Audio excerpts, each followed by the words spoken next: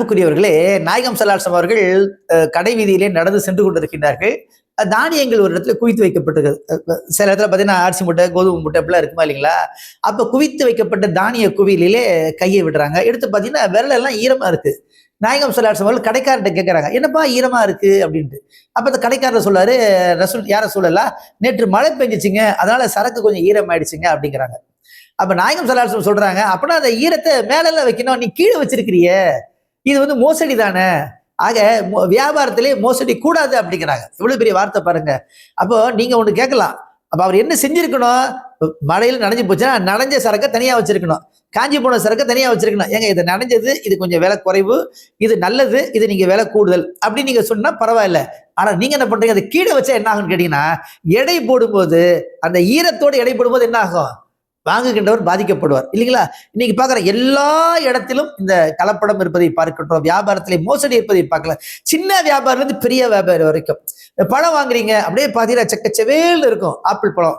ரொம்ப ஆசையா வாங்கிட்டு போவீங்க. 1 கிலோ கொடுங்க, 2 கிலோ கொடுங்கன்னு. வீட்டில் போய் பார்த்தா அதில் ஒரு சொத்தை இருக்கும். ஏன்னா அப்படியே ரேக்க என்ன செய்வாங்க? அதை எடுத்து போடும்போது அப்படியே போட்டு போட்டு விட்டுருவாங்க. உங்களுக்கு தெரியாது. அதே மாதிரி நீங்க பாத்தீங்கன்னா, கறி வாங்க போறீங்க, கோழி வாங்க போறீங்க, எடை போட்டு வாங்குவீங்க. என்ன பண்றாங்க? முன்கூட்டியே கோழியினுடைய தோலை எல்லாம் குறித்து விட்டு அது வெந்நீர்ல போட்டு வைக்கிறாங்க. வெந்நீர்ல போட்டதுனால என்ன, அது உப்பி போய் எடை கூடுதலாக காட்டும். ஆக இதெல்லாம் மோசடி அல்லவா?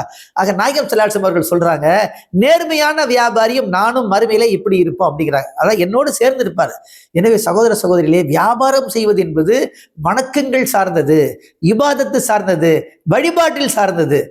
இமாம் கசாலி ரஹிமத்துல்லாஹி அலைஹி வந்து சொல்றாங்க, அந்த கொடுக்கல் வாங்கல்ல ரொம்ப கண்ணும் கருத்துமா இருங்க. ஒரு நல்ல வியாபாரி எப்படி நடந்துக்குவாருன்னா, நம்ம முன்னோர்கள் எப்படி நடந்துக்கிட்டாங்கன்னா, அவங்க எதையாவது கொடுப்பதாக இருந்தால், எதையாவது விற்பதாக இருந்தால் ஒரு குன்றுமணி அளவு கூட்டி கொடுப்பாங்களாம். எதையாவது வாங்குறதாக இருந்தால் ஒரு குன்றுமணி அளவு குறைத்து வாங்குவாங்களாம். ஏன்னா மறுமையில போய் நீ எப்படி எடை போட்ட அப்படின்னு சொல்லி அங்க போய் விசாரிச்சு அதுக்கு போய் தண்டனையை வாங்குறதை விட நம்ம என்ன செய்யணும்? நம்ம ஏதாவது கொடுக்கறதா குறைஞ்சிடக்கூடாது, கொஞ்சம் கூட்டி என்ன செஞ்சணும்? கொடுத்துடணும். நம்ம ஏதாவது வாங்குறதா இருந்தா அதிகமான இது வந்துடக்கூடாது. அவரை தெரியாம அல்லது நம்மளும் வந்து அஜாக்கிரதையாக அது அந்த அவருடைய பொருள் நம்ம இடத்துல வந்து சேர்ந்து விடக்கூடாது.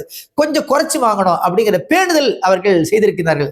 கண்ணியத்திற்குரியவர்களே, வியாபாரத்திலே பொய், மோசடி, கலப்படம், பதுக்கை, இப்படிப்பட்ட இழிவான குணங்களிலிருந்து நான் வெளிவர வேண்டும். அப்படி யார் வியாபாரம் செய்கின்றாரோ அவருக்கு அல்லாஹ்வுடைய அருள் கிடைக்கும், இறைவனுடைய அருள் வளங்கள் அவர் மீது இறங்கும். ஆக நல்ல வியாபாரிகளாக இருப்போம். இம்மையிலும் வெற்றி பெறுவோம், மறுமையிலும் வெற்றி பெறுவோம். இறைவன் கிருபை புரிவானாக. இந்த வீடியோவை மறக்காம லைக் பண்ணுங்க, கமெண்ட் பண்ணுங்க, ஷேர் பண்ணுங்க. இது போன்ற வீடியோக்களை பார்க்க இஸ்லாம் டுடே தமிழ் சேனலை சப்ஸ்கிரைப் பண்ணுங்க. மறக்காம பெல் பட்டனை பிரஸ் பண்ணுங்க.